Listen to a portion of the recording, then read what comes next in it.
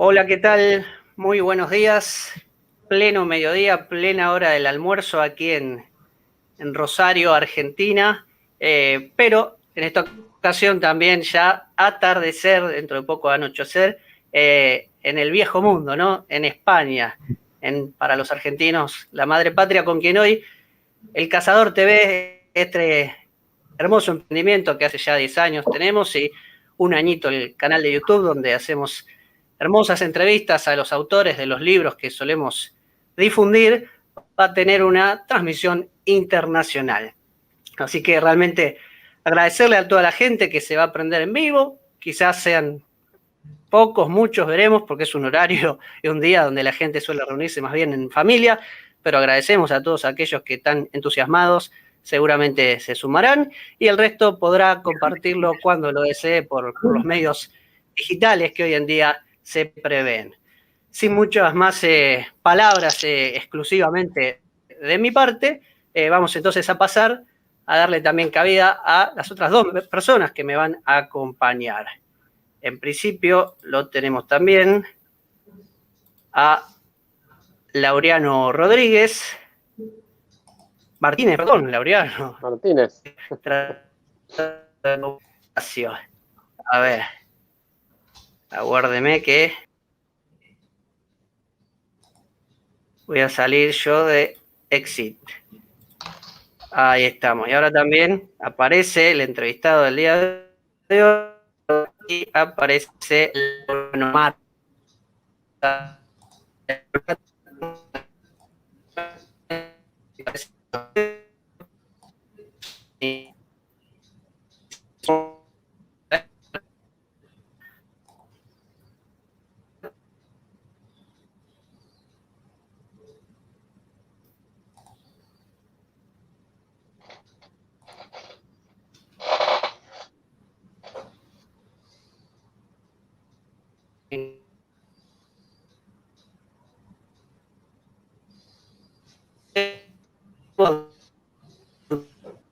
mucho mejor, sobre todo a Tolkien y a Luis, que yo, así que me va a dar una mano en la entrevista.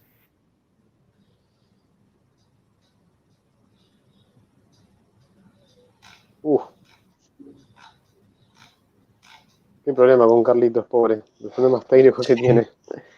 No importa, Eduardo, no importa, yo también tengo las preguntas, tengo la vida, tengo todo, así que lo podemos hacer mientras lo esperamos a Carlitos, no hay ningún problema.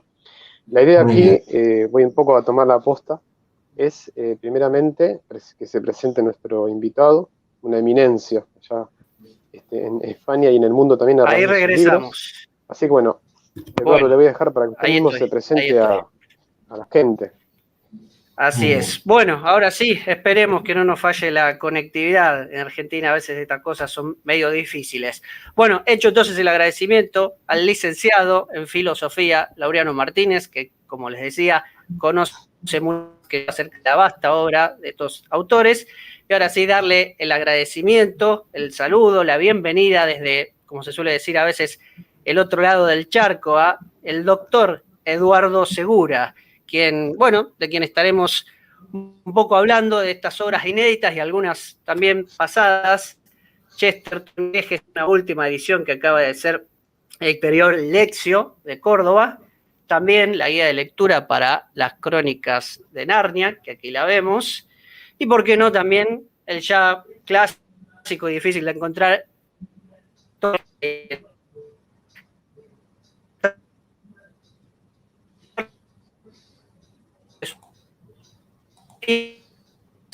ya y fundamentalmente que se haya conectado y comparta con nosotros. Muchísimas gracias. Buenas tardes. Muy bien. Bueno, vamos a hacerle alguna presentación, si bien debo aclarar que al momento de pasarme su currículum, Eduardo fue muy insistente en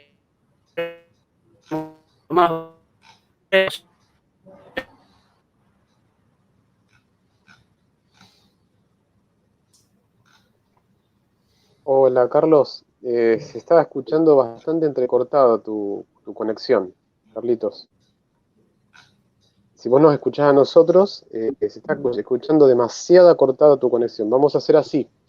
vamos a permitir que el propio invitado, el señor Segura, se presente a sí mismo para que, bueno, la gente que está ahora conectado y esté escuchando y viendo la entrevista pueda saber quién es, de qué se trata, porque es una persona en la cual uno, si es fanático de Tolkien, si es fanático de Lewis, incluso de Chesterton también, que es lo que vamos a hablar ahora, merecería conocer y saber al respecto. Así que bueno, señor Segura, por favor, si se le puede presentar.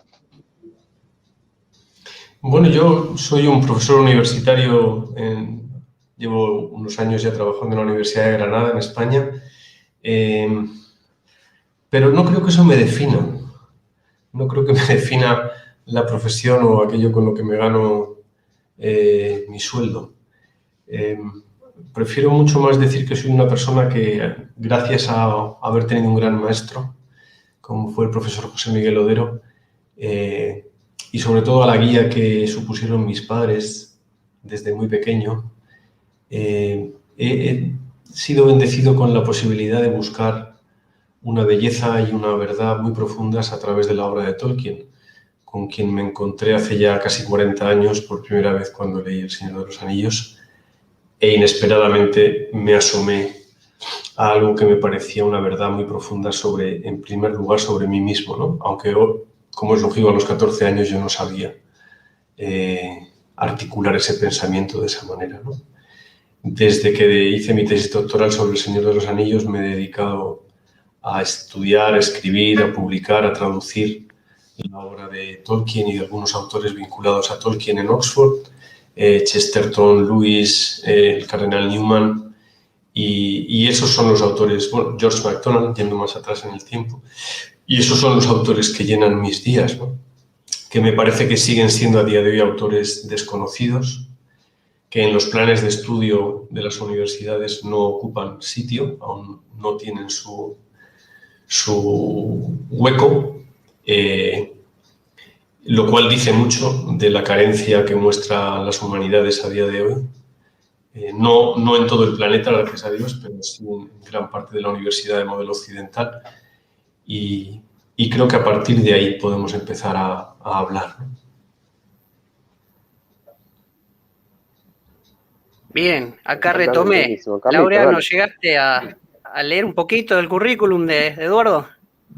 Sí, ya nos presentamos. Preferí que lo presentara Eduardo, por supuesto. Bueno, me quedo tranquilo. Bien, tratando un poco de dar inicio a esto en una partecita un poco más informal, como usted sabrá, El Cazador del Libro es una librería muy particular que tenemos aquí en Rosario, Argentina. También vinculándola, la otra vez charlábamos con un amigo suyo, Francisco Pancho Rollano, y consideramos que somos libreros que cumplimos una función a veces un poquito extinta, ¿no? No solamente expendedor de libros, sino libreros, realmente que conversa, que asesora al cliente. Y en ese sentido, preguntarle un poquito a Eduardo por algunas cosas que usted podrá contarnos lo más, si se quiere, breve posible, ¿no? Pero, bueno, ¿cómo y gracias a quién surgió su amor por los libros? ¿Qué momentos y lugares prefiere? Y, bueno, también la idea de las librerías en España, allá en Granada, donde usted vive, ¿qué lugares le gusta visitar? Bueno, cuéntenos un poquito acerca de esa cuestión. Sí. Hay muchas cosas aquí juntas. A ver, yo a veces preguntándome por eso, sobre por qué empecé a leer y cuál fue la causa, no tengo una respuesta fácil. Yo era un niño muy inquieto, absolutamente enamorado del baloncesto y que dedicaba muchísimas horas del día a jugar a baloncesto. Y por lo tanto, todo ese ambiente que requiere la lectura, a mí me era ajeno por forma de ser. Y sin embargo, desde pequeño, creo que probablemente gracias al ambiente que había creado en mi casa, bueno, mis padres, mi padre era pintor y escultor, y en casa siempre teníamos libros a nuestra disposición, ¿no? Yo lo primero que empecé a leer de una manera compulsiva a los 10 años fue la serie de Enid Blyton sobre los 5, las aventuras de los 5, ¿no? Y recuerdo haberlas leído sistemáticamente varias veces y a partir de ahí yo creo que se plantó la semilla de lo que con el paso de los años para mí fue ir descubriendo muchísimos libros, ¿no? Durante mis años universitarios me enamoré de la lectura de ensayos. Siempre me ha gustado mucho leer novela. No soy un asiduo lector de poesía, me gusta la poesía, pero no leo tanta poesía como me gustaría. También porque hay pocos poetas con los que de verdad yo alcanzo una conexión en un nivel más profundo. Y los años universitarios me sirvieron también para descubrir el género de la novela histórica, que durante un tiempo me interesó. Luego hace ya años que no he vuelto por esos derroteros. Y llegó un punto en el que yo me convertí más que en un bibliófilo, en un bibliópata, o sea, en una persona que requería de los libros para sobrevivir. Eran como el oxígeno, ¿no?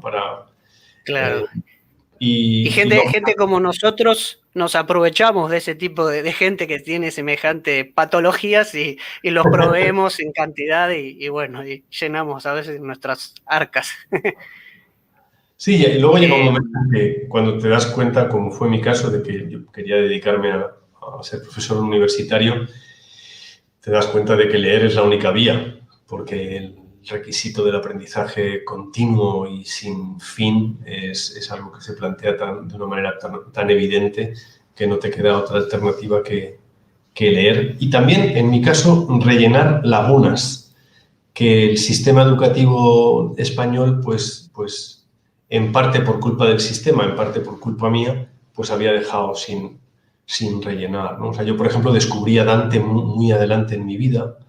Tuve que recorrer el camino hacia determinados clásicos grecolatinos también después de mis años universitarios. Y así con muchos aspectos, ¿no? de la filosofía.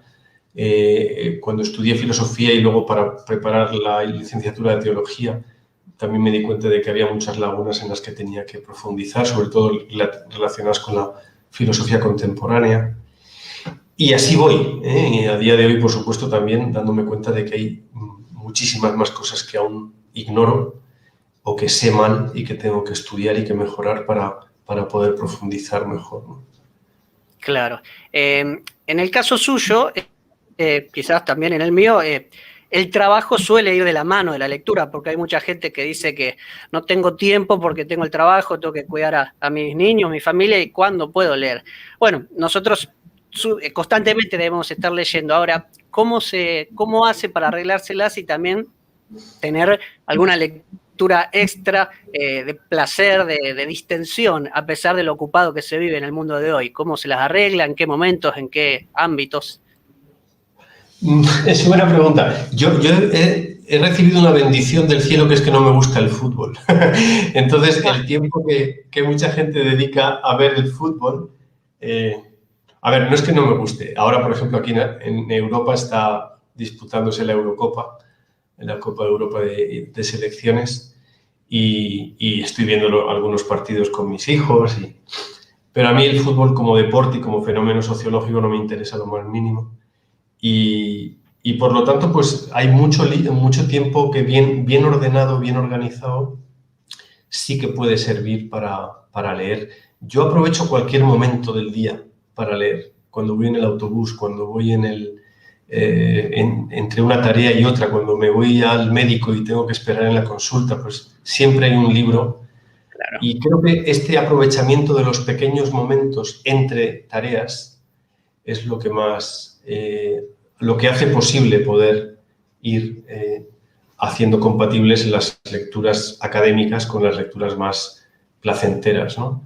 Pero creo que fundamentalmente creo que es una cuestión de orden. Cuando has comentado tú, Carlos, que hay gente que dice que no tiene tiempo para leer, yo pienso que no es una cuestión de falta de tiempo. Creo que es una cuestión de que consideramos la lectura un hobby. Consideramos la lectura un pasatiempo, o sea, un algo más. Claro. Y al menos para mí la lectura no es un algo más, está al mismo nivel que están las funciones básicas del día a día. Uh-huh. Entonces, cuando la jerarquía coloca en la lectura o las actividades que pudiéramos llamar en sentido amplio estéticas, es decir, todas las actividades en el día que nos ponen en conexión con la belleza, cuando le damos a eso una predominancia, entonces es mucho más fácil que la lectura se incorpore como parte de nuestra vida y que nos permita llegar a lugares de nuestro interior y del interior de los demás que nos serían territorio desconocido si dejáramos la lectura solamente para cuando tenemos un tiempo extra, porque como muy bien dices, el modo en que vivimos a día de hoy deja muy poco tiempo extra. Se comprende, gran concepto ese de casi equipararlo bueno, a la alimentación, al abrigo y demás, bueno, también tener siempre algo a mano para leer. Eduardo, ¿cómo se lleva con los libros digitales? Que hoy en día están muy en boga y algunos dicen que amenazaba a la desaparición del libro físico. Gracias a Dios no creo que eso llegue, pero ¿usted cómo se lleva? No me llevo directamente, pero no porque me parezca bien o mal, es simplemente que no... Yo soy una persona, bueno, no sé si será una limitación, pero no tengo una mentalidad especialmente afín a la tecnología. Y bueno, yo de hecho no tengo WhatsApp, no tengo... Claro.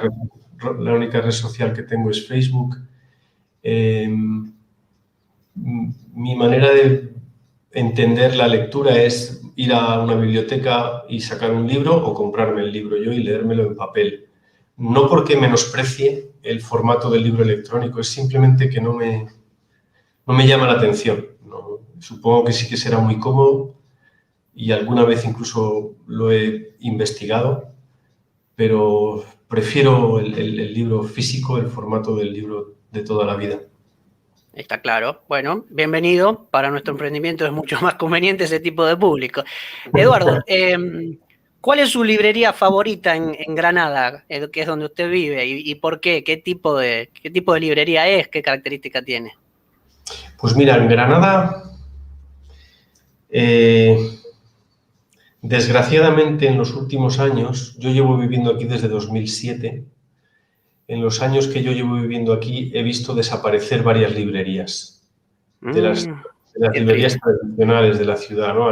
Librerías en las que había cierto silencio y un abigarramiento de volúmenes en las estanterías y el ambiente que a mí me gusta encontrar en una librería lo encontraba en estas que desaparecieron, al menos 3 que yo recuerde ahora.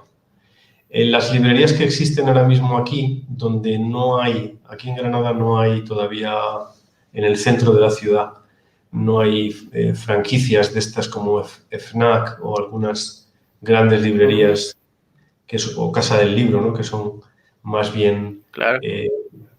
como el Burger King. Lo que el Burger King es a la alimentación, pues lo son estas librerías a la cultura, ¿no?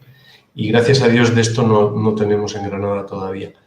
Pero sí ¿Y existen que muchas de las llamadas librerías de viejo?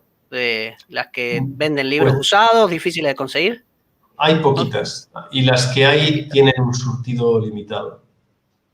Claro. Son más bien minoritarias.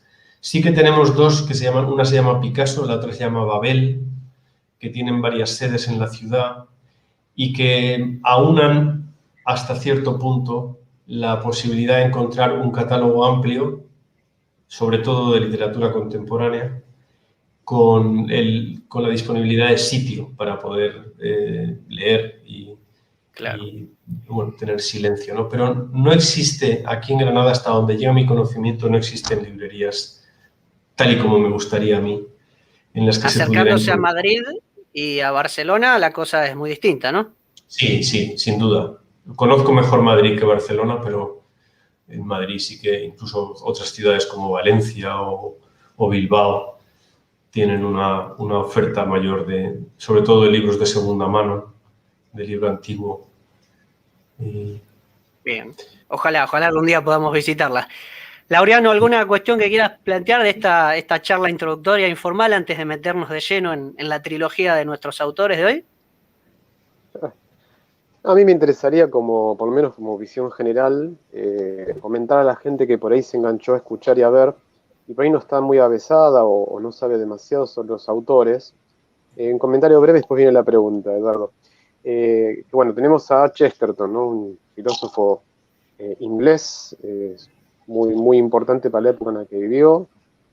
Bueno, obviamente una persona cristiana y un erudito.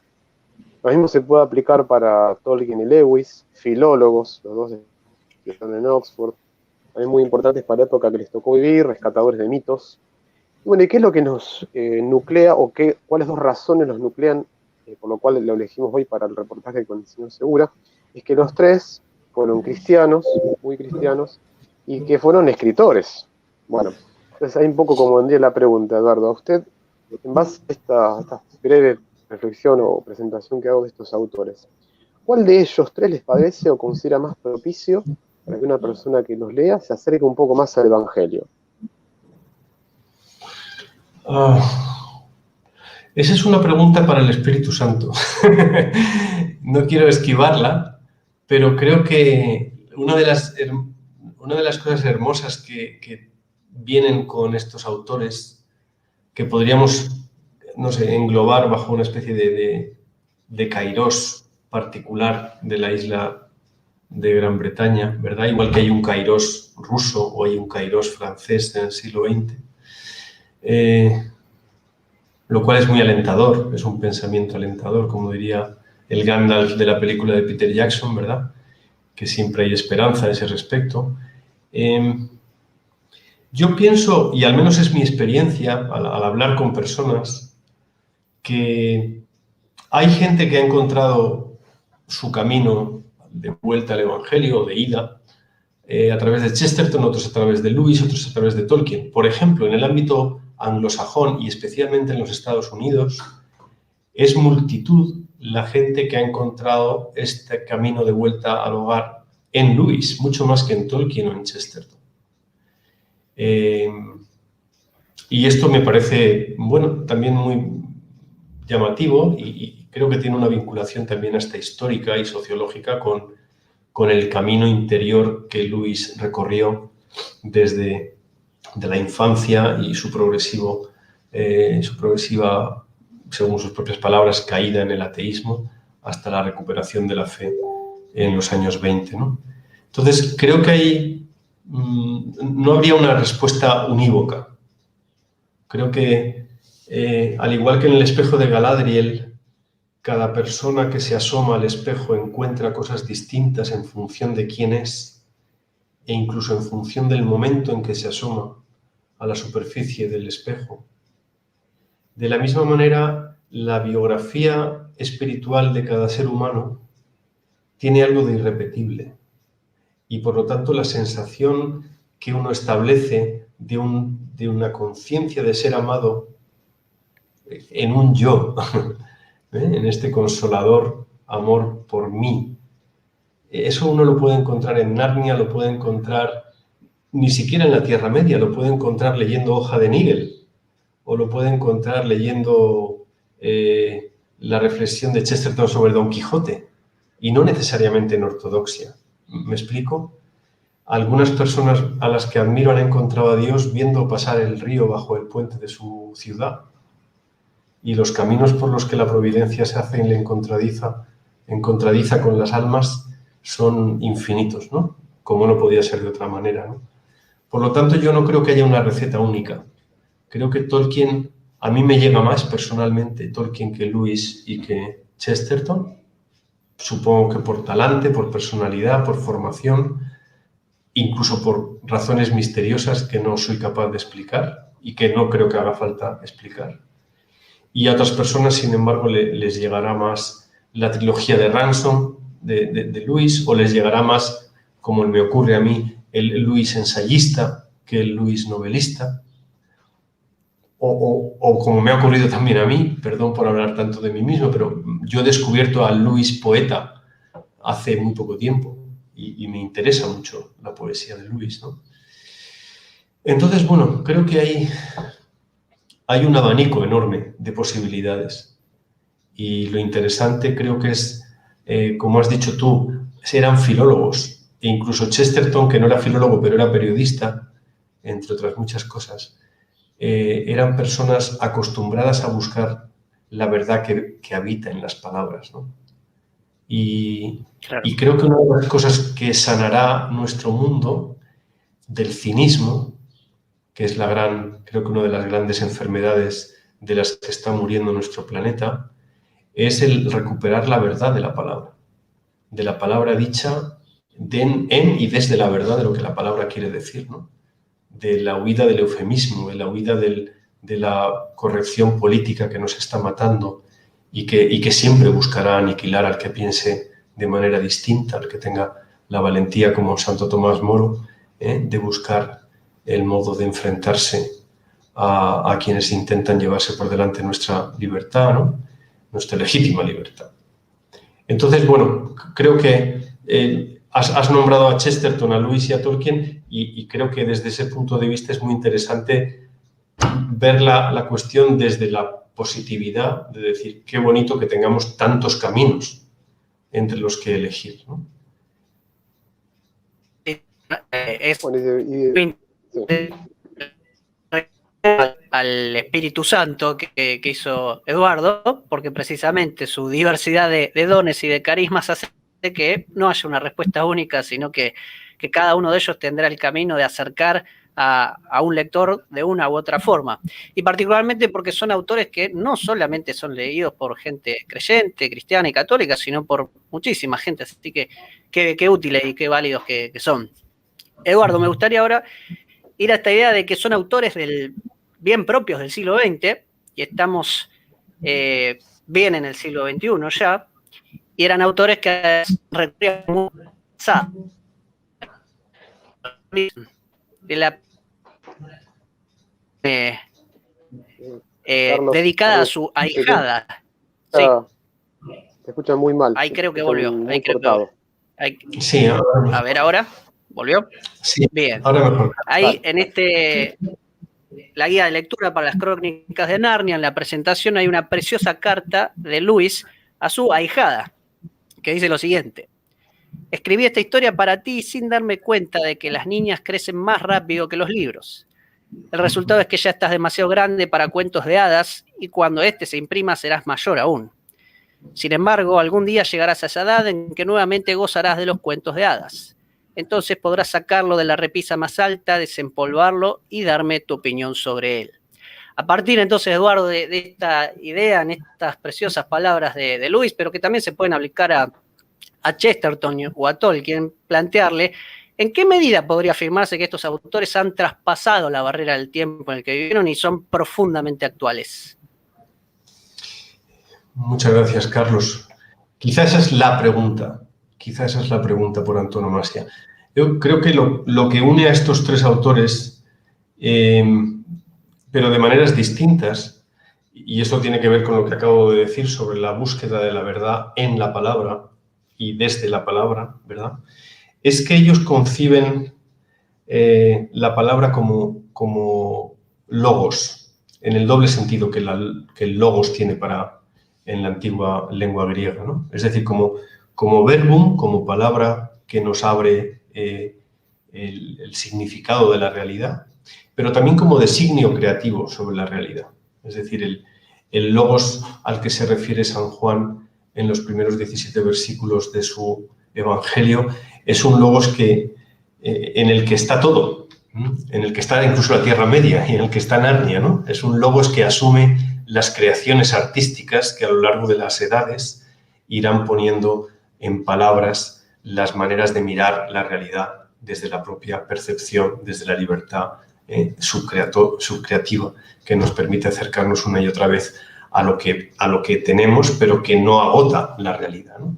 De hecho, siempre he entendido el mandato de Dios para dominar la tierra también desde este punto de vista artístico, ¿no? El id, creced y multiplicaos y dominar la tierra. Ese dominar la tierra tiene que ver también con un dominio subcreativo, como Tolkien recoge en su poema Mitopoeia, ¿no? Es decir, el artista es capaz de conquistar nuevos territorios que han sido voluntariamente dejados sin conquistar por la voluntad creadora de Dios y que han sido puestos al servicio del talento repartido a manos llenas por el dador de los dones, ¿no?, con mayúsculas, ¿no? Y por lo tanto creo que en el caso de estos autores el territorio común es el territorio del mito, pero no del mito entendido como al estilo del psicologismo de Carl Jung o de los sincretismos de las diferentes épocas, sino del mito como lo entendía Aristóteles, ¿no?, como capacidad de relatar, de referir, de volver a hacer actual la sabiduría arcana que atraviesa desde el principio hasta nuestros días los temas permanentes, ¿no? Las cuestiones que a todos nos interesan, la vida, la muerte, la culpa, el gozo que llega a doler, ¿verdad? Más allá de el consuelo, la esperanza, la tragedia, el vivir con las propias limitaciones, el descubrimiento de nuevos territorios. Todo eso está en este aliento de lo mítico, ¿no? Es verdad que Tolkien, Lewis y Chesterton entienden el mito de manera distinta, pero complementaria, y por lo tanto, retomando lo que decíamos hace un momento, el lector puede encontrar en ellos diferentes pulsiones, ¿no? Diferentes ritmos, diferentes elementos atractivos en función de su propia personalidad, ¿no? Pero creo que el common ground, el lugar común donde los tres beben, es en una concepción del mito como la posibilidad que el ser humano ha recibido de volver a recrear una y otra vez los temas universales. Universales desde antes de Homero, lógicamente, ¿no?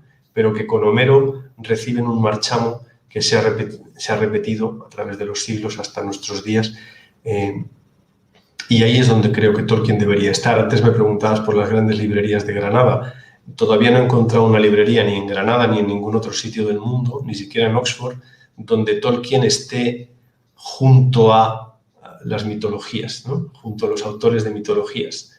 Tolkien suele estar en los estantes junto a la estantería junto a la ciencia ficción o a la literatura de terror, lo cual me parece terrorífico, pero así es como están organizadas las franquicias y las maneras de entender comercialmente la literatura, ¿no?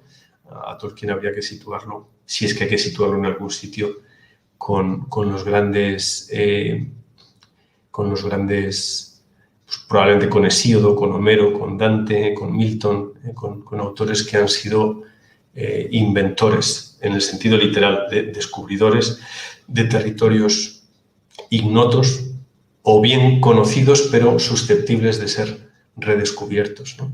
De la misma manera que Virgilio redescubre a Homero, ¿no? En la Eneida. Y así se genera una nueva tradición que no es tanto mediterránea cuanto nórdica, pero que también tiene elementos de la mitología mediterránea. Y en ese beber una y otra vez de diferentes fuentes, como filólogos que eran en el sentido literal y fuerte de la expresión, fueron capaces de dar a luz territorios que dan luz al territorio humano en el que nos estamos moviendo en el siglo XXI, ¿no? Bien. Qué acertado, ¿Laureano? Eduardo, qué comentarios.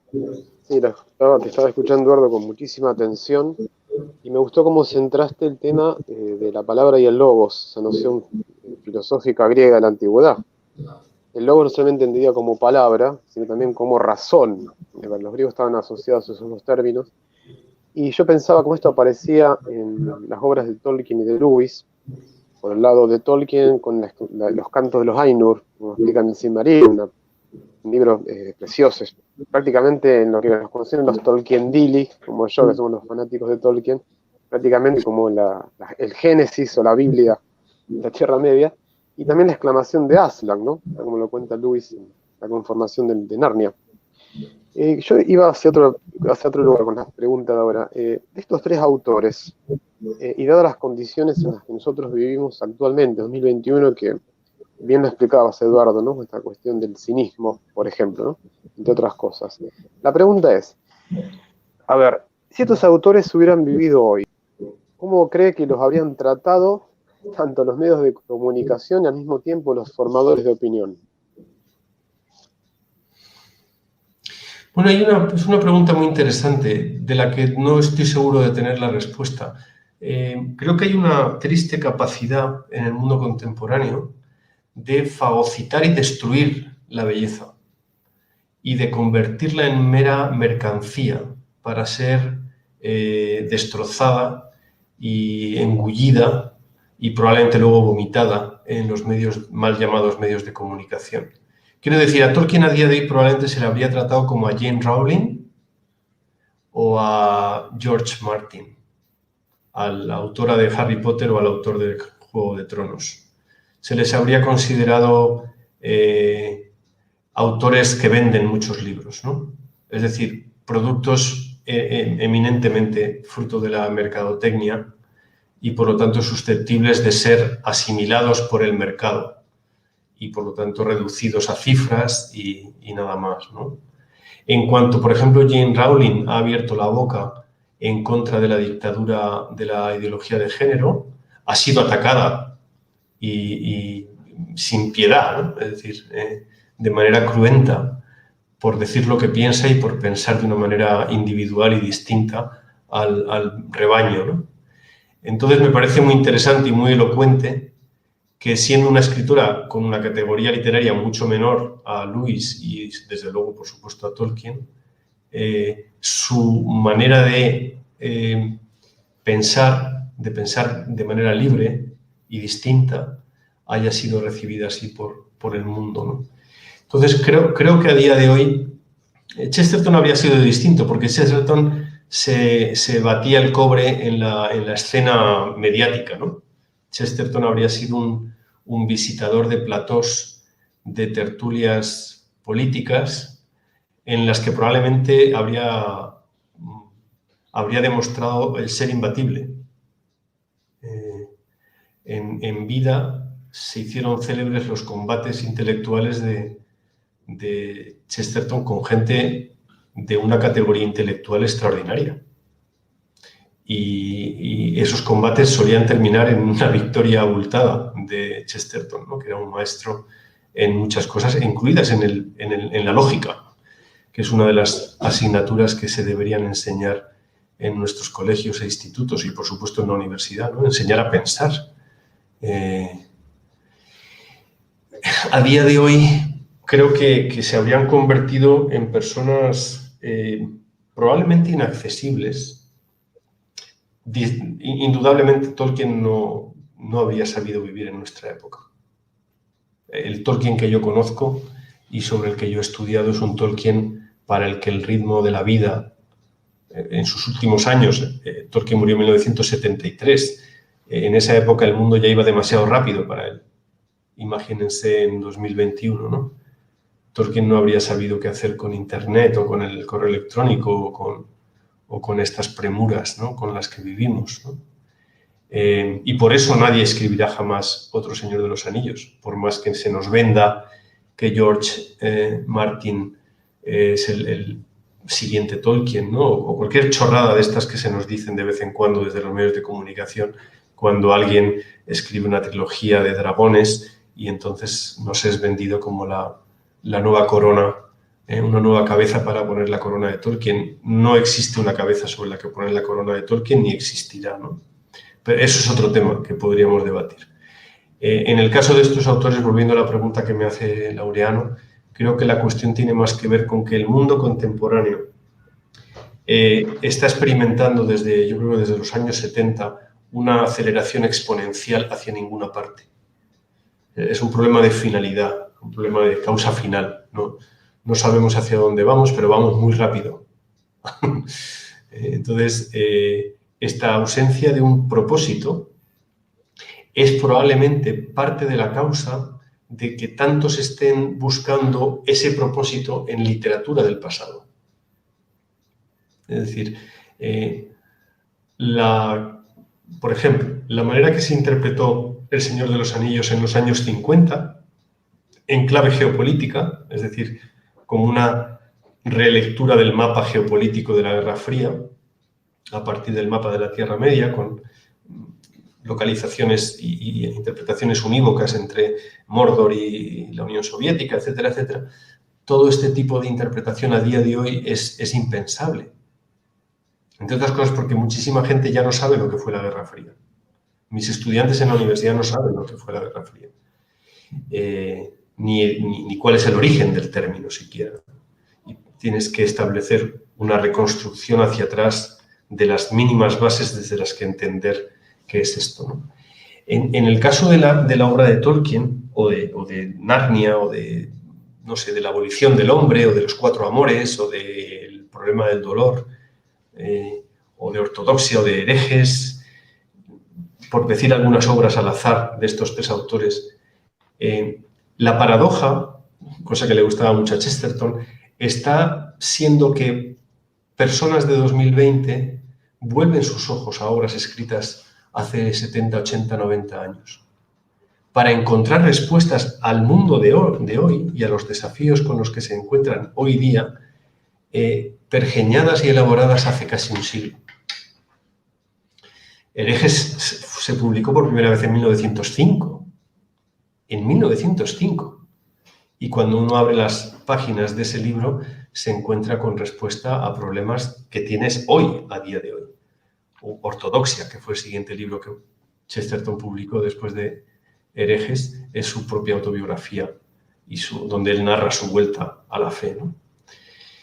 Aunque entre el momento de su conversión y su vuelta de hecho pasaron 20 años, ¿no? O sea, Chesterton se tomó su tiempo para volver a Roma.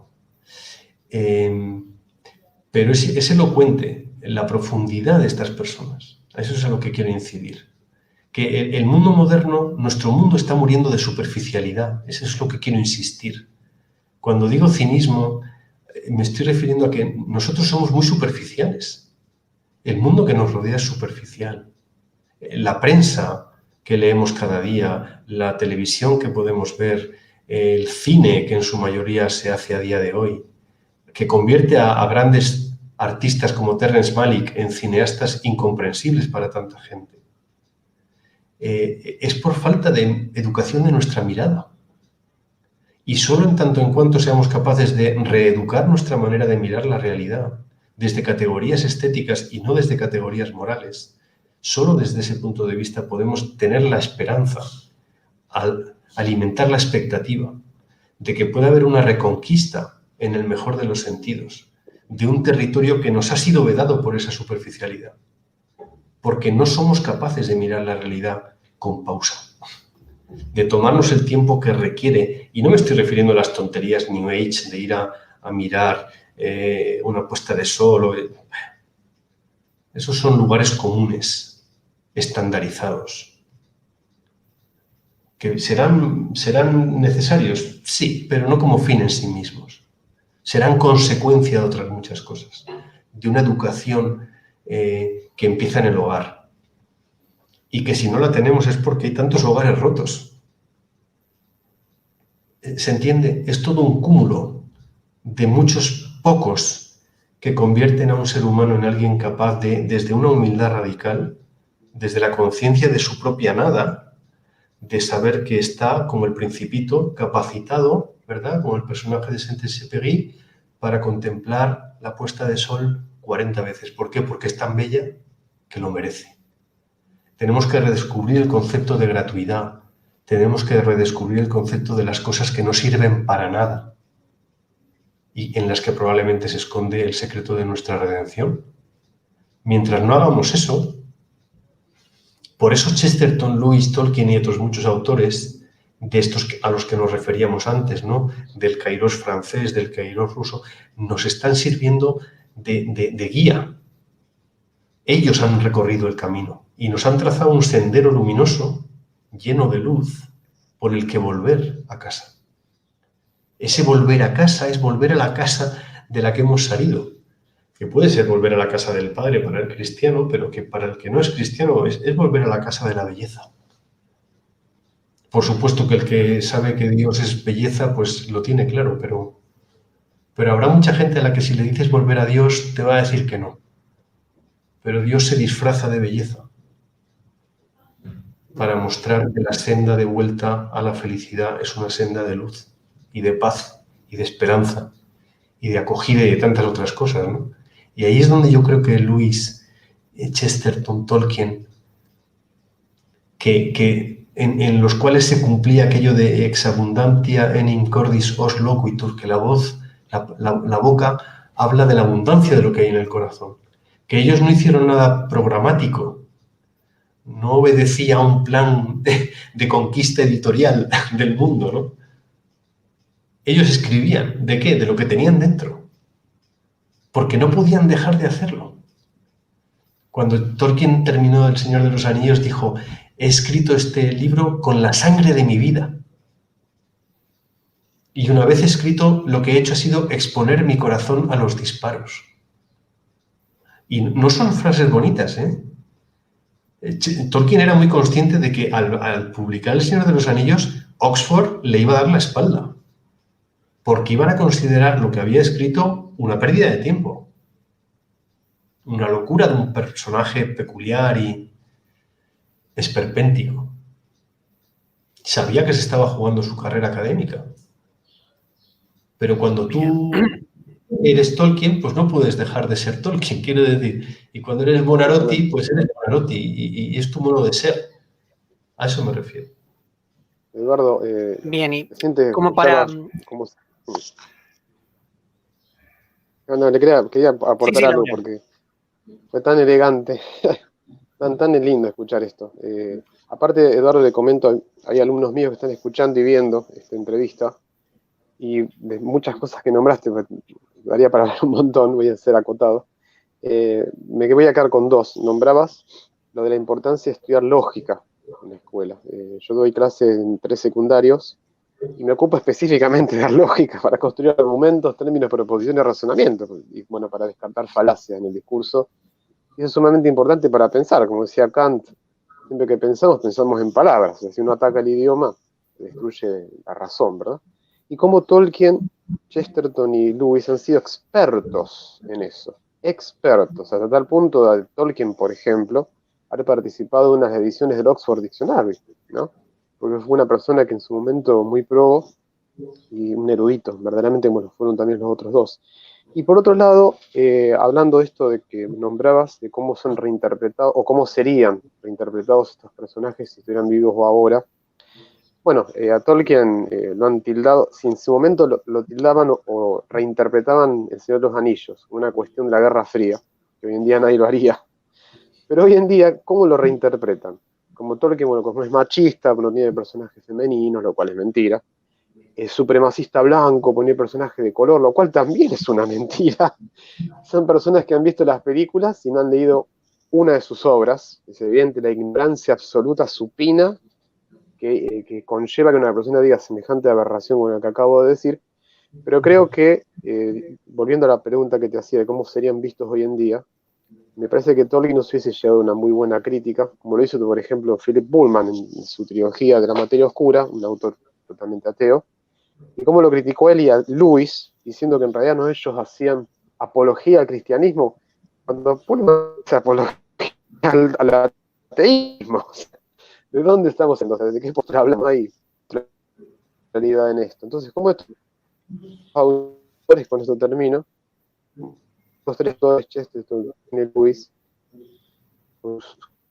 tan profundas en el misterio, nos han concedido a la humanidad a Inglaterra, es un regalo de pensar y repensar estas cuestiones profundas de la filosofía y de la trascendencia.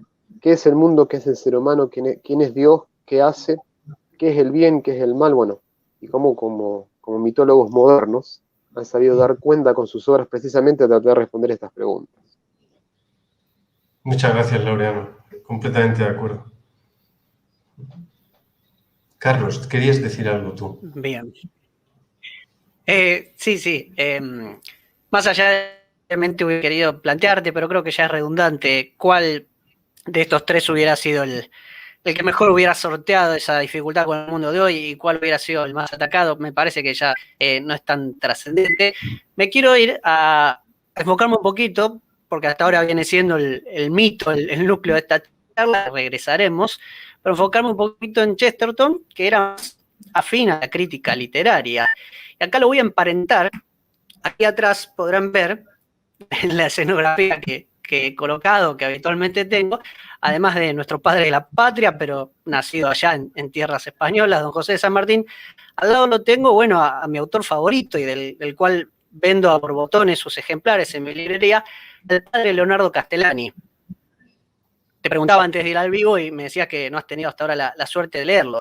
Pero aquí en la Argentina, no del todo difundido, en los últimos años sí, bastante visado, pero no como creemos muchos él merecería, que hay al mismo o superior nivel de un Borges.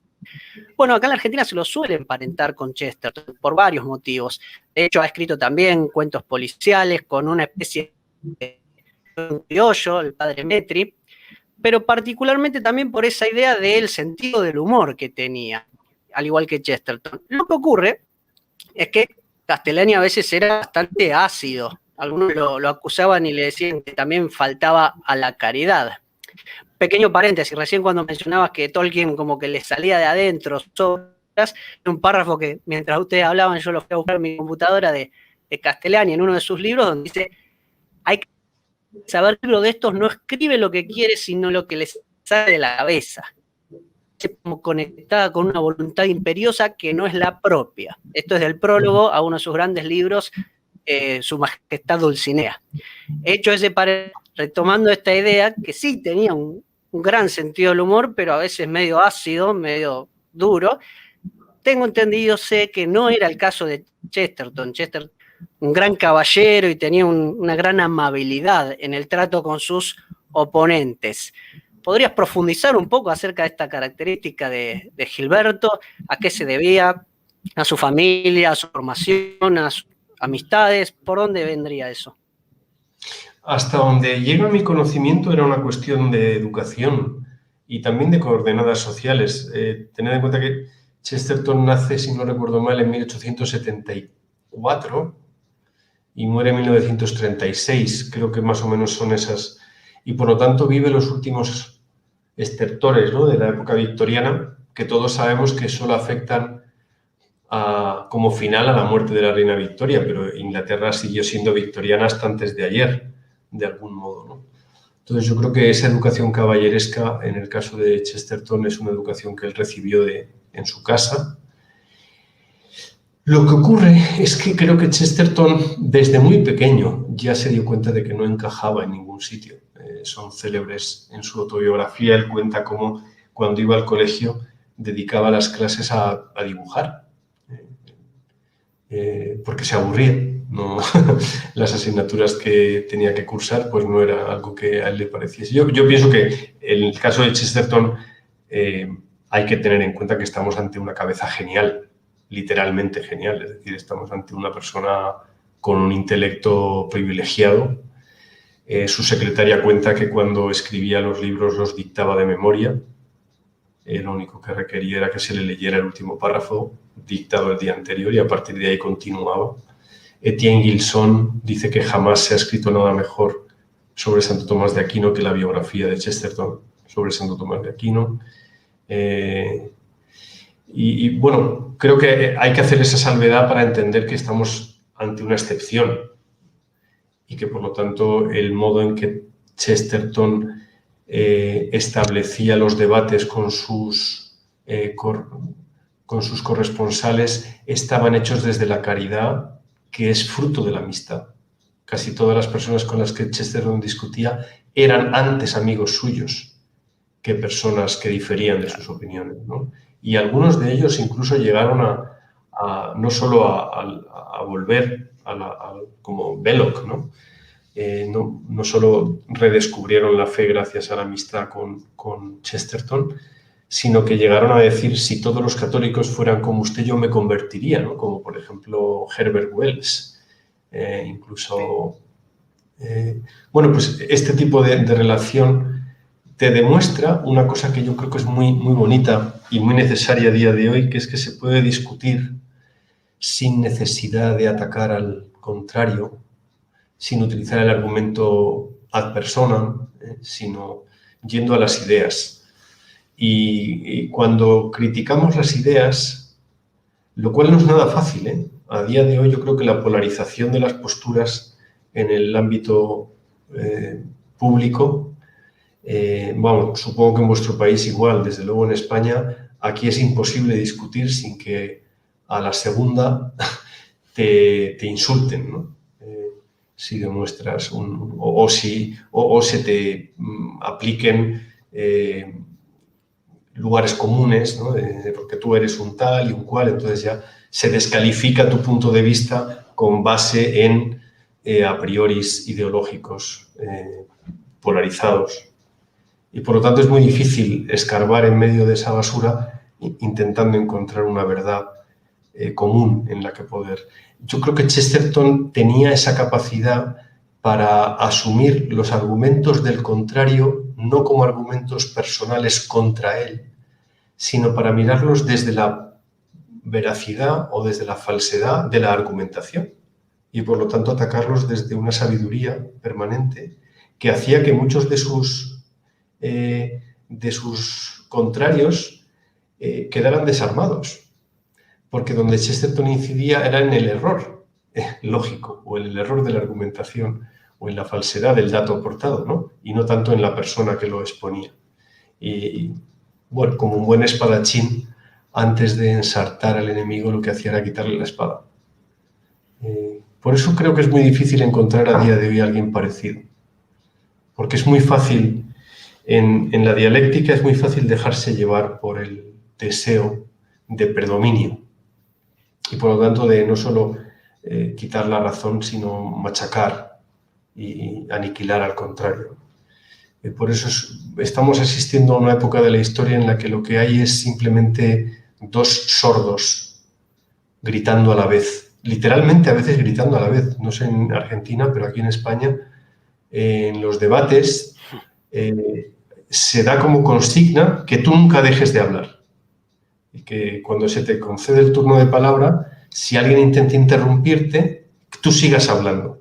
De manera que hay momentos en los que es imposible entender siquiera lo que se está diciendo porque todos hablan a la vez, ¿no? Y eso es parte de una táctica mediática para convertir los programas de televisión en un circo en el que no se busca la verdad y simplemente se busca el espectáculo. Bien, creo que hay que salir de esa lógica. Creo que hay que irse al pub con un grupo de amigos que no piensan como tú y hablar. Y hablar y escuchar. Y querer, sobre todo querer. Eso es. Desde el cariño, por la otra persona. No hay una sanación de la amistad que no nazca del sincero amor por la otra persona. Es imposible. Y eso lo percibimos todos. Un estudiante al que tú corriges aceptará lo que le estás diciendo si lo percibe desde el cariño y desde la exigencia. Si lo percibe desde el desprecio, nunca conseguirás avanzar con esa persona.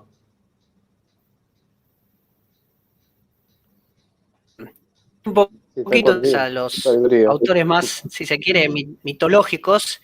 Me gustaría preguntarte, antes de que tome que es el especialista más en esta materia, ¿en qué medida a Tolkien y tal vez las películas que se han filmado en base a sus obras le han hecho bien y en qué medida le han hecho muy mal? Probablemente haya un poco de cada una, ¿no?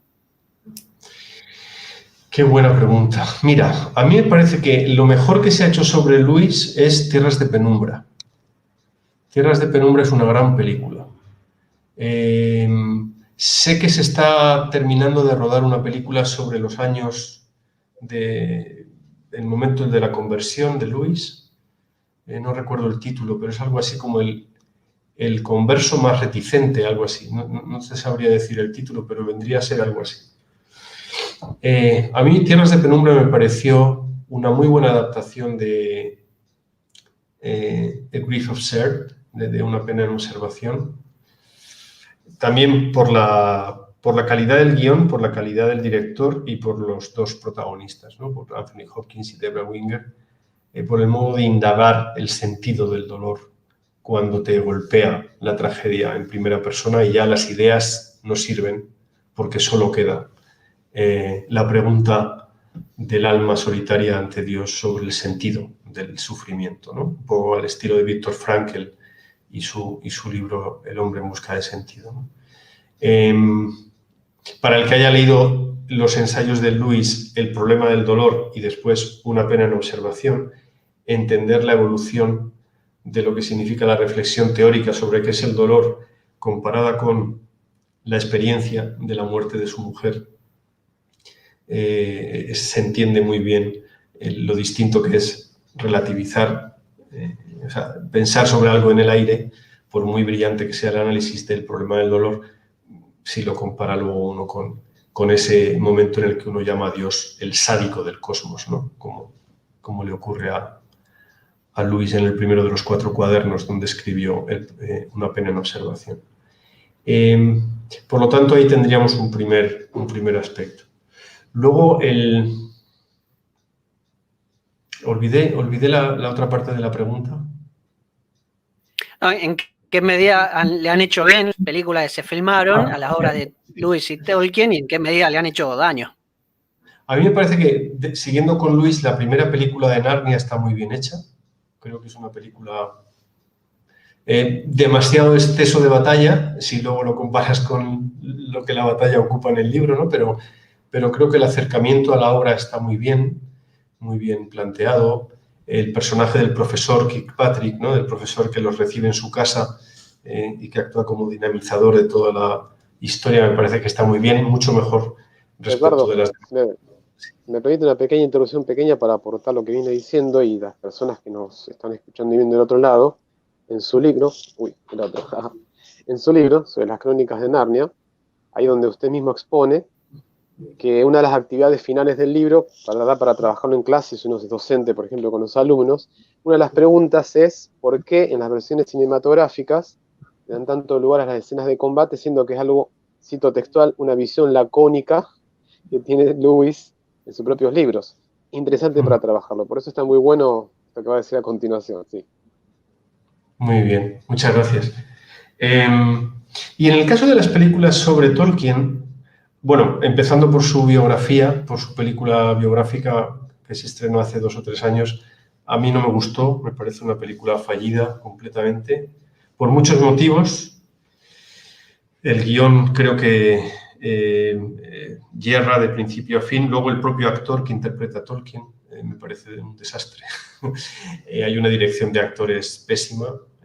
Creo que como obra cinematográfica tiene muchísimas carencias. Me da pena porque es una película que se hizo con muchísimo dinero y con unos medios enormes, pero la propia productora, una vez terminada la película, la tuvo sin estrenar durante bastante tiempo porque no tenía ninguna convicción en que la película pudiese resultar. No es una película que creo que vive el poco éxito que ha tenido, ha sido porque hay gente que cualquier cosa que lleve el nombre Tolkien en la portada, pues se lo va a tragar, porque hay una cierta ansiedad, ¿no? ante este personaje histórico, ¿no?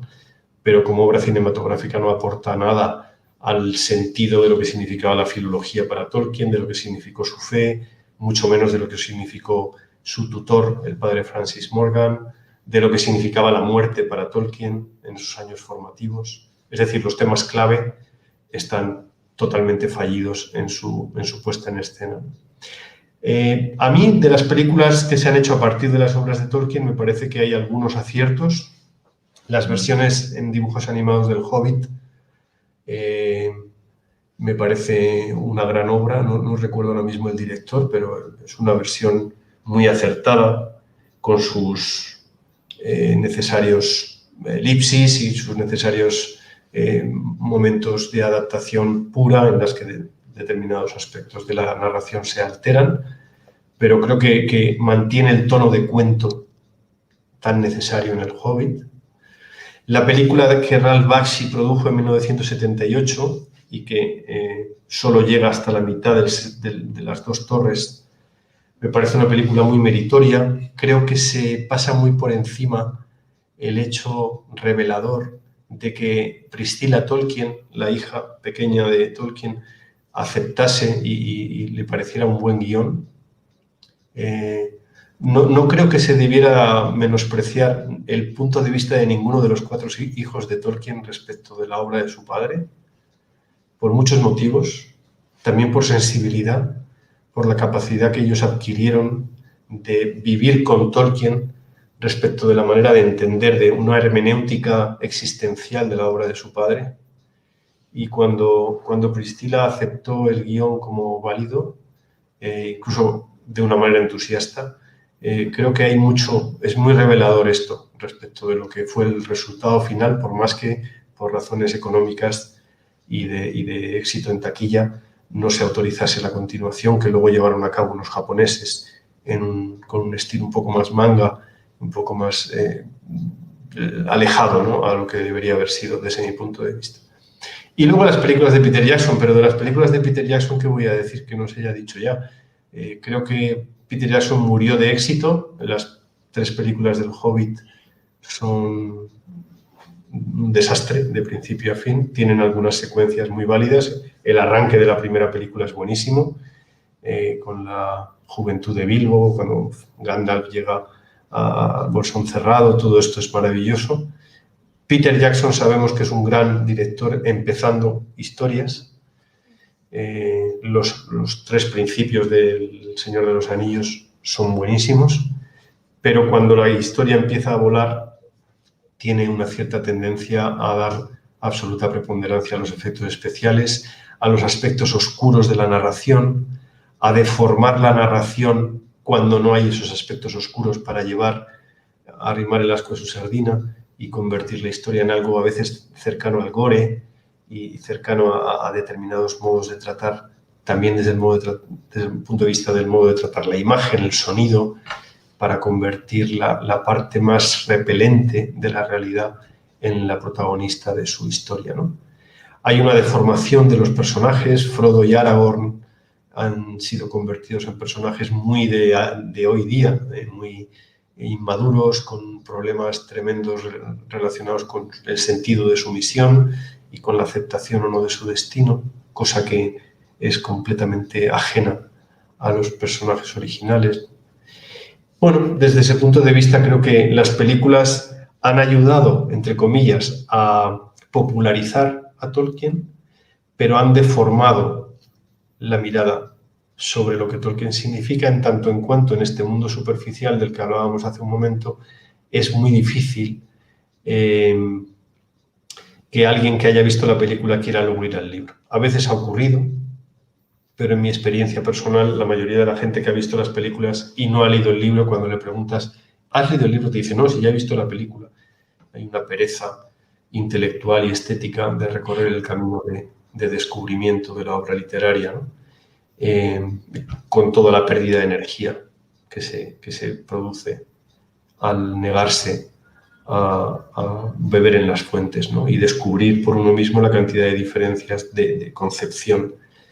Dicho de otra manera, la obra de Peter Jackson envejecerá pronto y mal, mientras que la obra de Tolkien dentro de 50 años seguirá gozando de muy buena salud.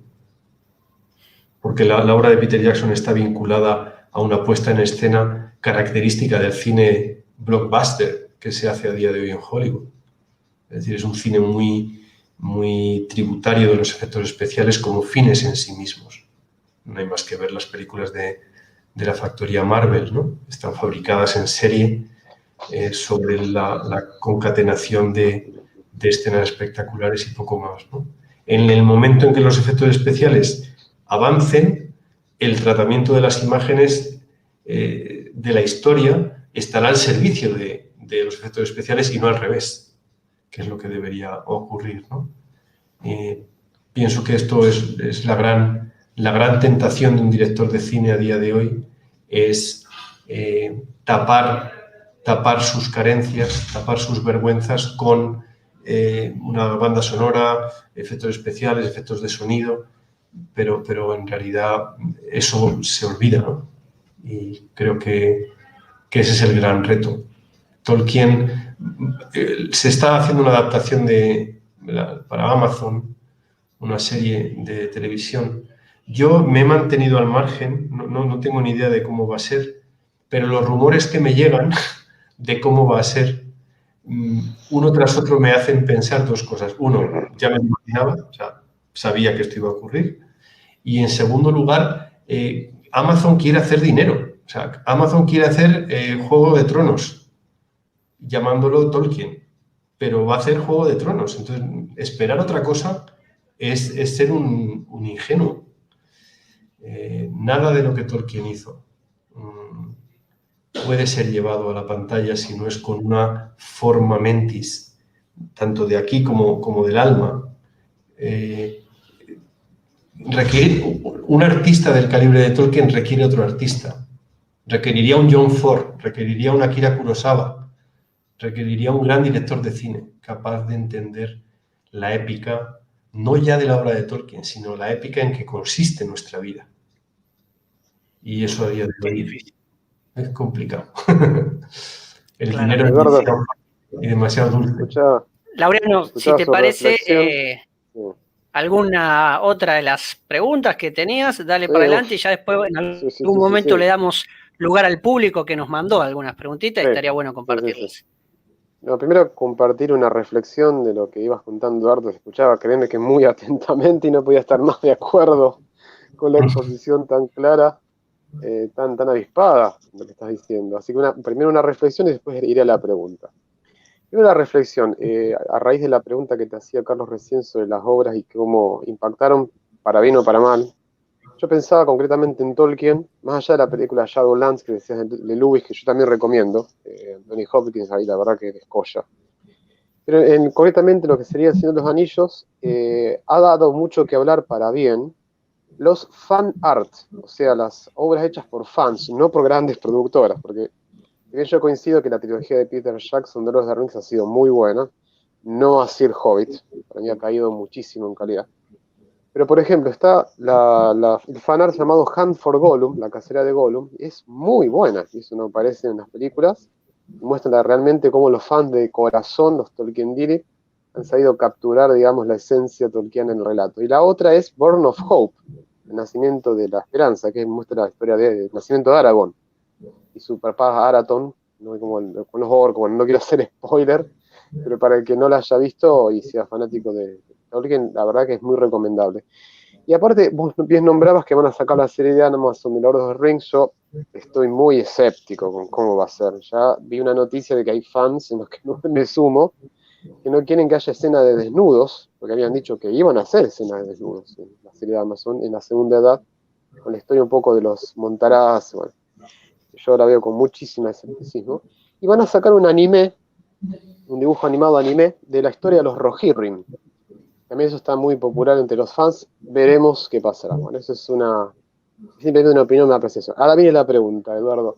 A raíz de, bueno, las temáticas como por ejemplo, las implicancias judeocristianas, el platonismo, la ecología, la trascendencia, la noción de eucatástrofe. Bueno, la pregunta sería, ¿cuál de todas estas, o quizás más, le parece o la que más usted se queda, se siente identificado o quiere desarrollar a partir de cómo aparecieron en las obras de Tolkien? Yo. Sí. Eh, bueno, a mí me parece que hay dos nociones clave aquí que tienen que ver con... Y yo las voy a leer no desde Eduardo Segura, Dios me libre, sino desde el propio Tolkien, que aparecen al final de su ensayo sobre los cuentos de hadas y que vienen de la mano. Una es la noción de subcreación y la otra es la noción de eucatástrofe, como has dicho tú. La noción de subcreación me trae a la mente esta carta que Juan Pablo II escribió en 1999, la Carta a los Artistas. Es una carta en su brevedad y en su riqueza de contenido, desgraciadamente muy poco conocida, también dentro de la Iglesia Católica, al menos hasta donde yo alcanzo a comprenderlo, ¿no? La noción del hombre como subcreador me parece que tiene una trascendencia enorme porque permite mirar al mundo desde esta clave a la que antes nos referíamos, ¿verdad? Del mundo como escenario para la belleza y no para la lucha del bien contra el mal y todas estas visiones maniqueas tan burdas que son sencillamente falsas. Nadie en su vida se pasará el día planteándose su propia existencia en términos del bien contra el mal. Hay un montón de otras cosas que son la sal de la existencia y que llenan de sentido los diferentes momentos de nuestros días, ¿no? Y de nuestro medio plazo y de nuestro largo plazo. En la visión del ser humano y en la comprensión del ser humano como artista de su existencia, en la cual, por tanto, cabe la noción de la gracia como coadyuvante, como manera de aglutinar los esfuerzos y darles un sentido, darles una consistencia, darles un alcance mayor, darles una perdurabilidad en el tiempo. En ese sentido, creo que la noción de subcreación para Tolkien es un tema sobre el que hay que todavía descubrir, investigar, escribir, pensar, porque está está ahí, ¿no? El hecho mismo de que en el Silmarillion Ilúvatar plantee su creación como algo que ha de ser subcreado por aquellos que son vástagos de su pensamiento, por los Ainur. Es decir, que a principio, ¿no?, el a priori de la creación sea ser completado por otros, ¿no? Que haya una voluntad del creador para que los demás sean subcreadores de su propia existencia, ¿no? Que aquellos que deseen bajar a la tierra, en la mitología de Tolkien, tienen que decidirlo, tienen la posibilidad de decidirlo y de aceptar las consecuencias de la encarnación, por ejemplo, ¿no? Los temas relacionados con el platonismo, el neoplatonismo que comentabas, ¿no? Entonces, todo esto creo que abre una profundidad de campo enorme al estudio de la obra de Tolkien.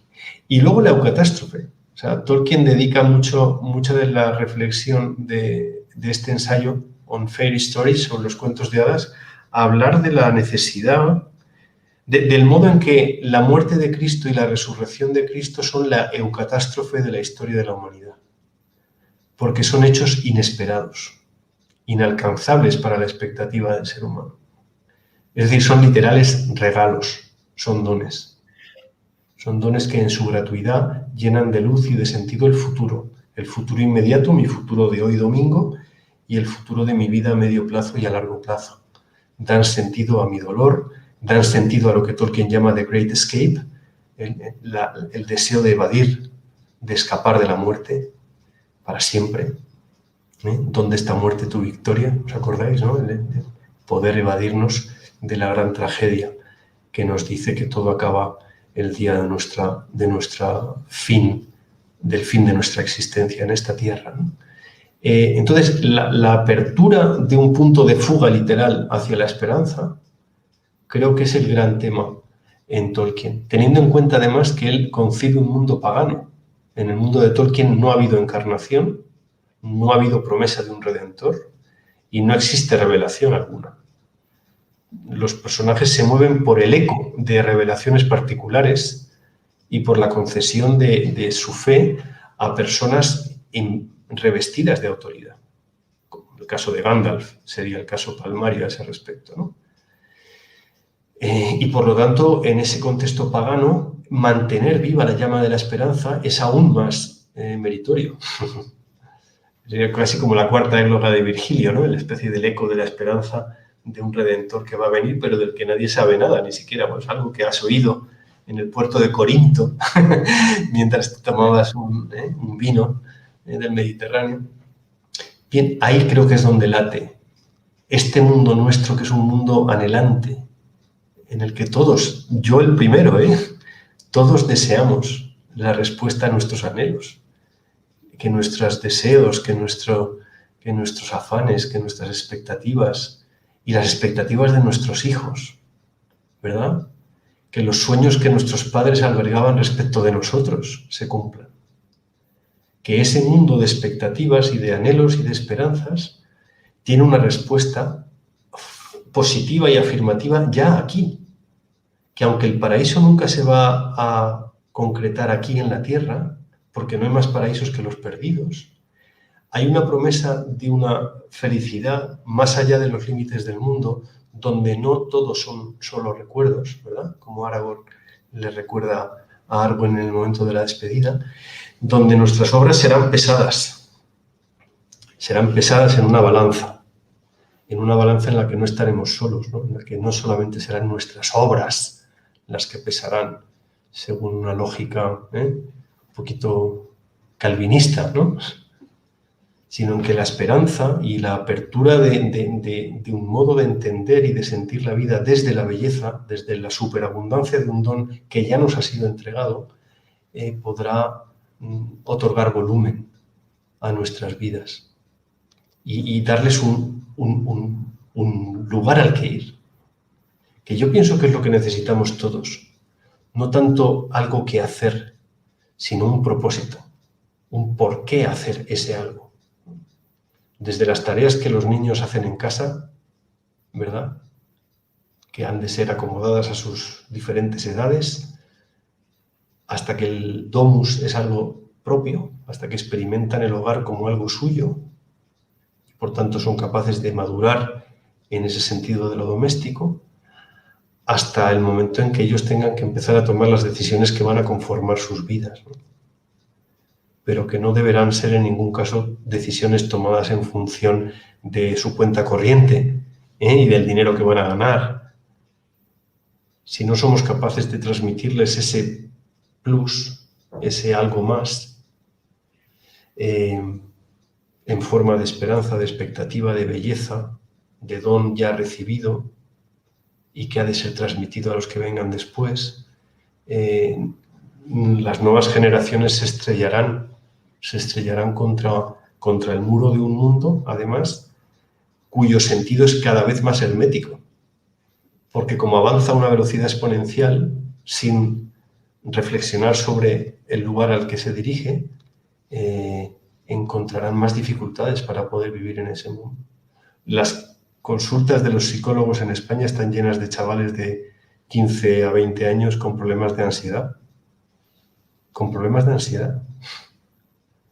Y el número de estudiantes con fracaso escolar en el instituto o en la universidad crece alarmantemente. Mientras los estúpidos que están ocupando cargos de gobierno en los diferentes ministerios no hacen más que reformas del sistema educativo que no solucionan absolutamente nada, sino que vacían las cabezas y sobre todo los corazones, ¿no? Por tanto, hay que buscar soluciones al margen de la política profesional y ir enfrentando a nuestros chavales y a nuestros jóvenes y a nosotros mismos en primer lugar a las preguntas radicales sobre el sentido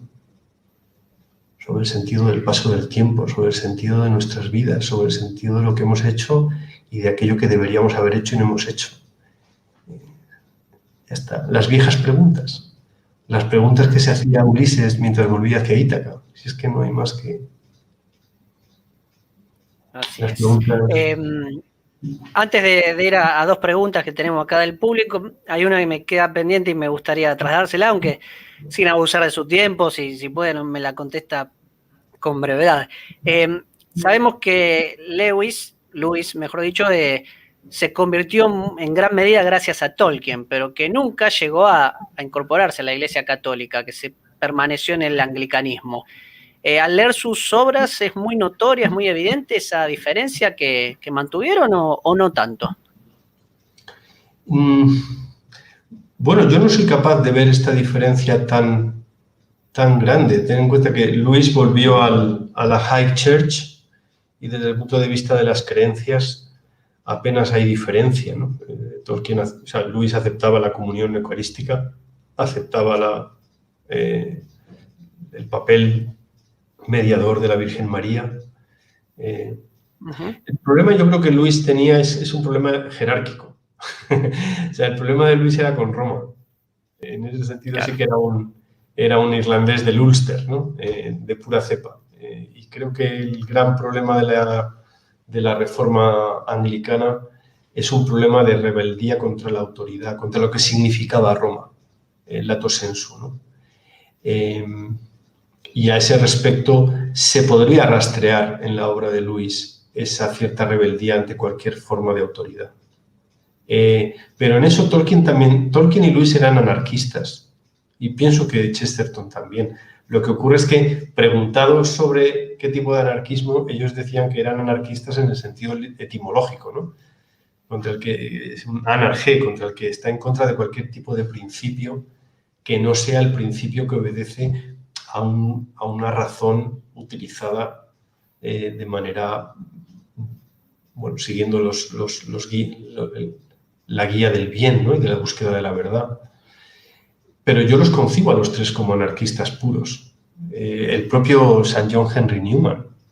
En la biografía de estas cuatro personas uno puede ver sus enfrentamientos constantes con la autoridad, toda vez que la autoridad era una autoridad ejercida desde un cierto punto de vista autoritario y no racional, ¿no?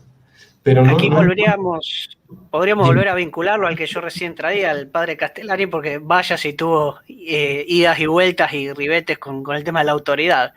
Si algún día puede conocer lo que fue su vida, la pasó muy mal en ocasiones por enfrentarse a la autoridad.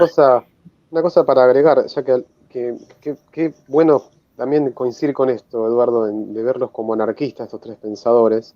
Dostoyevsky, un gran escritor ruso, también cristiano, se autoproclamaba también anarquista, y por las mismas razones que usted acaba de explicar. En estos tres, increíble. No más eso. Es que pienso que hay un cierto deber del anarquismo, y más que nunca en nuestros tiempos. Y nos va a venir dentro de no mucho el momento en el que habrá que elegir entre determinadas actitudes y aceptación de determinadas cosas y la resistencia. No estoy llamando aquí a la gente a ser partisanos ni a las trincheras, pero que las circunstancias y el discurso monolítico de lo políticamente correcto, de aquí ya no mucho, a mí ya me está sucediendo en mayor o menor medida en determinados aspectos, va a llevar a tener que tomar partido, ¿no? Es posible. Bien, tenemos allí, vinculado con uno de los primeros temas que charlábamos, que era el de la lectura, Gloria Silva nos plantea cómo podemos volver a instaurar el hábito de la lectura, la buena lectura en nuestra sociedad y supongo que especialmente también en nuestros jóvenes, nuestros niños.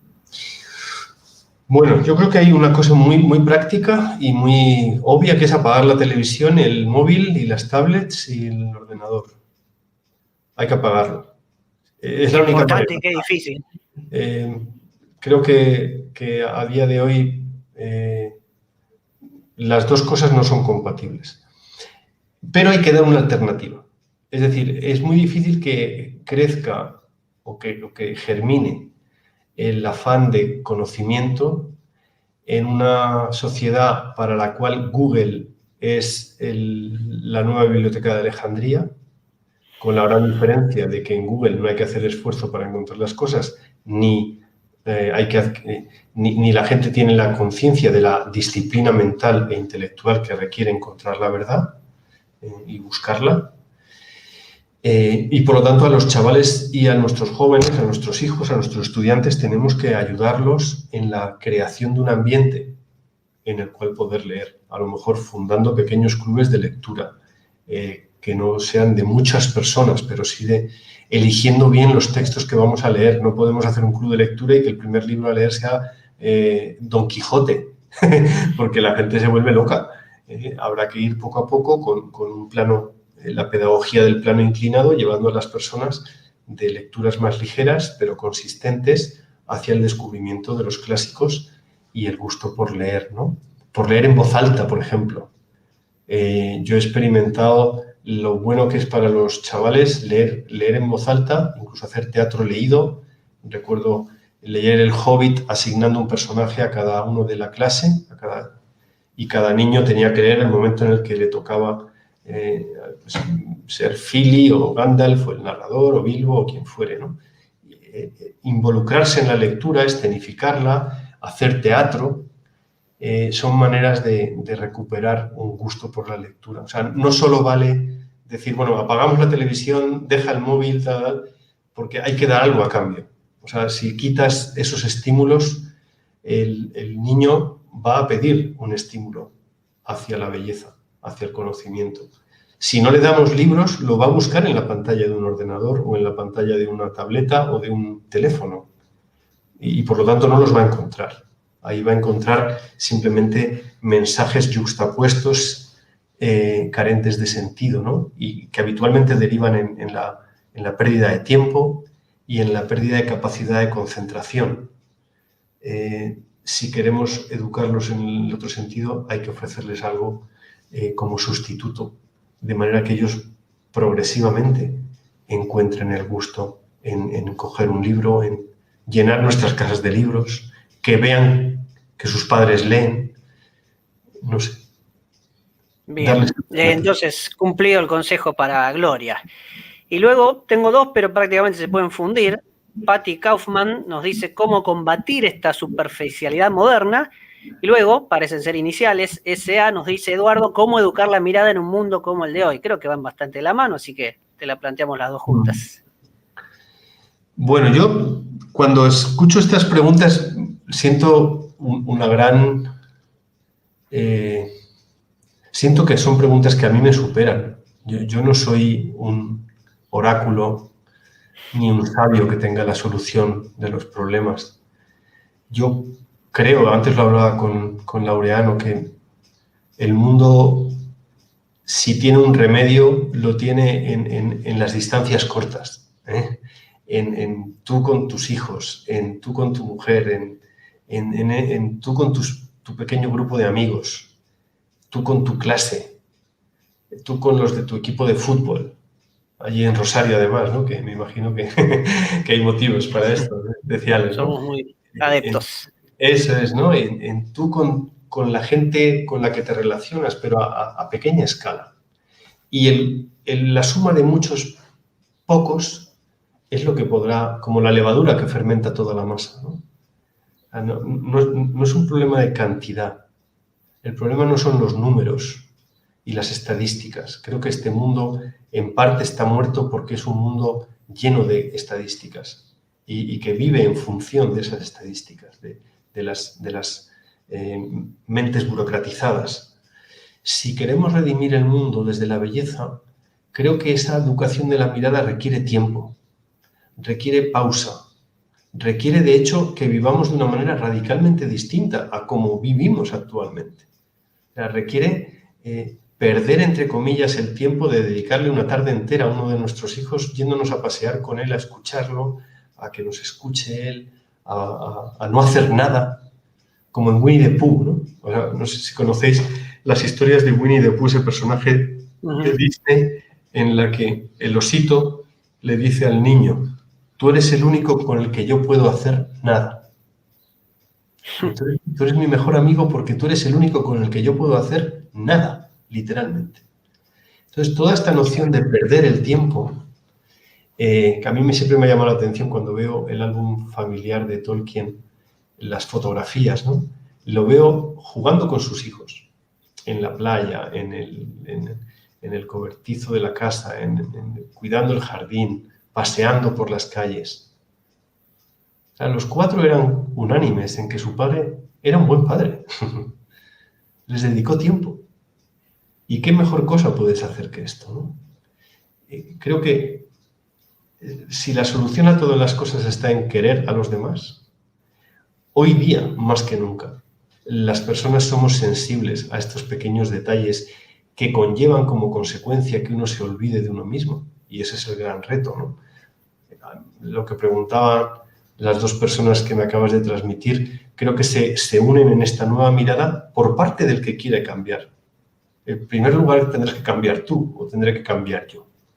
La nueva mirada procede de que tú puedas decirle a alguien: mira conmigo, y por tanto tú tienes que ir delante, tienes que dar buen ejemplo. No podemos querer cambiar el mundo y que todo siga igual en nuestra propia vida. Y por lo tanto este vivir estético al que yo me refiero, que puede tener que ver, por supuesto, con ir a mirar la puesta de sol, o ir a pasear por el bosque, o ir aquí en Granada, que tenemos la Sierra Nevada, pues ir a pasear por la montaña, que creo que tiene que ver intrínsecamente con un redescubrimiento de la naturaleza, por supuesto que sí, porque la naturaleza es la primera obra de Dios.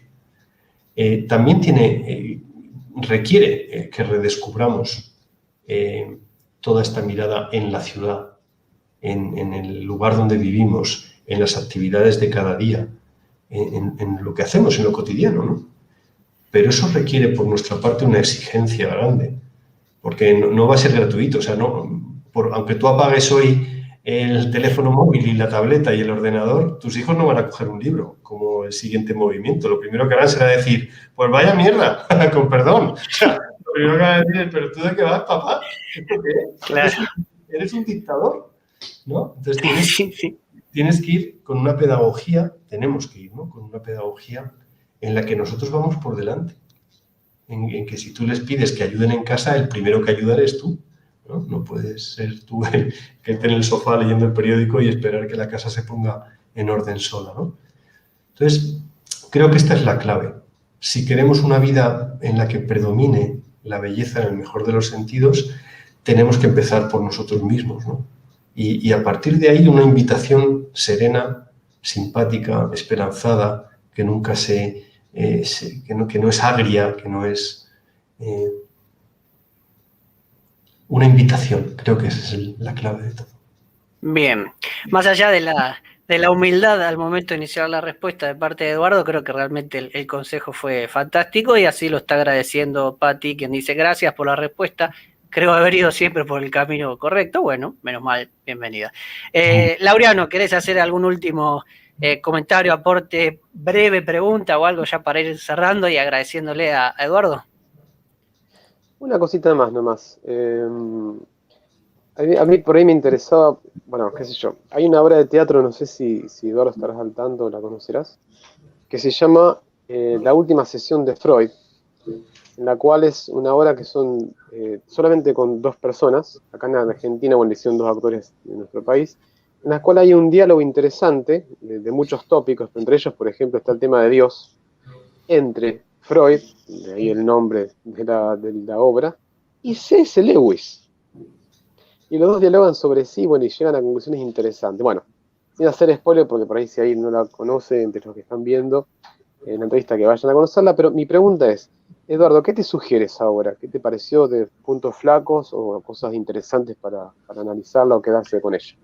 Bueno, yo no la he visto, no conozco esta obra, conozco su existencia, pero no podría emitir una opinión al respecto, ¿no? Sí que me parece que de las personalidades contemporáneas con las que Lewis tendría mucho que dialogar es con Freud, ¿no? Otro sería Nietzsche, aunque es anterior en el tiempo a Lewis, ¿no? Pero creo que las coordenadas de nuestro tiempo se mueven ahí. Yo creo que la modernidad ha sido fundada por Rousseau y después han sido Nietzsche y Freud quienes la han convertido de algún modo. Quizá no ellos directamente, pero sí los ecos de lo que ellos trajeron hacia una manera de... Fíjate que yo creo que detrás de lo que nos sucede a día de hoy sigue latiendo el grito desesperanzado del individuo aislado, desconectado con su comunidad, desconectado con sus alrededores, diríamos, ¿no? Y creo que Lewis, que experimentó esto en sus propias carnes y que creo que por eso tiene una voz especialmente autorizada a la hora de discutir con Freud, pudo entender la soledad desde la experimentación del enfado con el propio Dios. El primer poemario que Lewis escribió, Spirits in Bondage, que lo publicó al volver de la Primera Guerra Mundial. Lewis luchó en la batalla de Verdún y al volver herido de las trincheras, publicó su primer poemario en el que reniega amargamente de Dios. Y este renegar de Dios, este redescubrimiento del sendero que le llevó otra vez a entender a Dios como Padre, como él deja muy, muy claramente explicado en sus cartas y en sus diarios. Lewis, que era un hombre intelectualmente colosal, no quiso volver a Dios como el primer motor inmóvil o descubrir a Dios como el creador de todas las cosas. No. Lewis dio el paso de la conversión cuando encontró en Dios la paternidad. Y ahí es donde yo creo que puede dialogar con Freud. En precisamente la obsesión de Freud con la figura paterna, ¿no? En la deformación con que Freud se acerca al papel de la figura paterna como enemigo a batir en la relación de cada ser humano con su madre, cada ser humano con su propio padre, con su propia historia, con su propia tradición, en esta relación de enemigos antitéticos, ¿no? Del padre como némesis de uno mismo. Ahí es donde yo creo que Lewis puede, ya digo, yo no conozco la obra, pero si tuviera que escribir una obra de teatro a este respecto, incidiría en el progresivo descubrimiento de la paternidad divina como imagen y semejanza de aquello a lo que estamos llamados todos, a una paternidad y a una maternidad individuales, seamos o no padres, o madres. Es decir, el ejercicio de nuestra paternidad es, creo, una vocación humana universal que debemos ejercer allá donde estemos, en nuestro trabajo y en lo que significa ser pater, ¿no? Ser padre como mediador entre el pasado y el presente, ser pater como habilitador del futuro de las personas que están a nuestro cuidado, ser el personaje central del oikos, del hogar, ser capaz de abastecer de las necesidades a quienes tenemos a nuestro cuidado. El redescubrimiento del papel del padre creo que el mundo va tan mal en gran parte porque el padre está ausente. Y en una sociedad en la que el padre está ausente no hay brújula. Y si no hay brújula, pues claro, cada uno busca donde pueda, en el charco en el que encuentre algo en lo que beber. Eduardo, no es ninguna casualidad que las ideologías, digamos, netamente nocivas, progresistas, ataquen la figura del hombre y del padre, no cualquier figura. Ataquen específicamente eso. No es ninguna casualidad en el mundo que estamos viviendo hoy. Me permito repetir esta expresión que me gustó mucho, con mucho cinismo. Se ataca específicamente la figura del padre. Yo soy padre, Carlitos es padre. No sé, Eduardo, si vos también lo sos. Yo sí, yo tengo 3 hijos. Bueno, qué hermoso.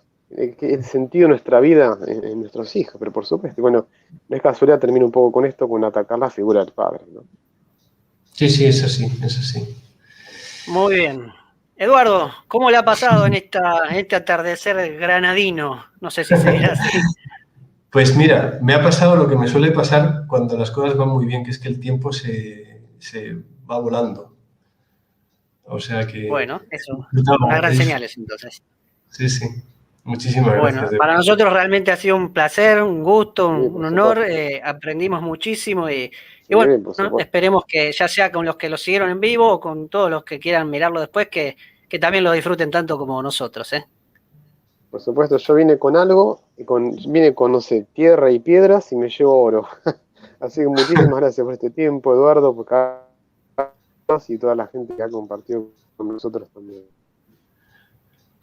Yo de verdad os agradezco a vosotros, al Laureano, a Carlos, por su esfuerzo por contactar conmigo y a la gente que está escuchándonos, a los que no conozco, pero los abrazo desde acá, desde España.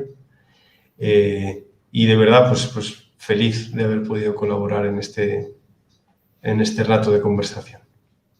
Muy bien, le mandamos un gran abrazo desde aquí, desde Rosario, Argentina, y bueno, ojalá algún día podamos encontrarnos. Ojalá. Eduardo, ojalá yo pueda hacerte una futura entrevista en mi canal, la verdad que me encantaría, así que después, bueno, tendré que molestarte para eso. No será molestia, a tu disposición, Laureano, de verdad. Quedamos en contacto. Será hasta siempre. Feliz domingo. Feliz domingo. Hasta luego. Hasta luego. Que la pasen bien. Adiós. Adiós, Carlos. Adiós.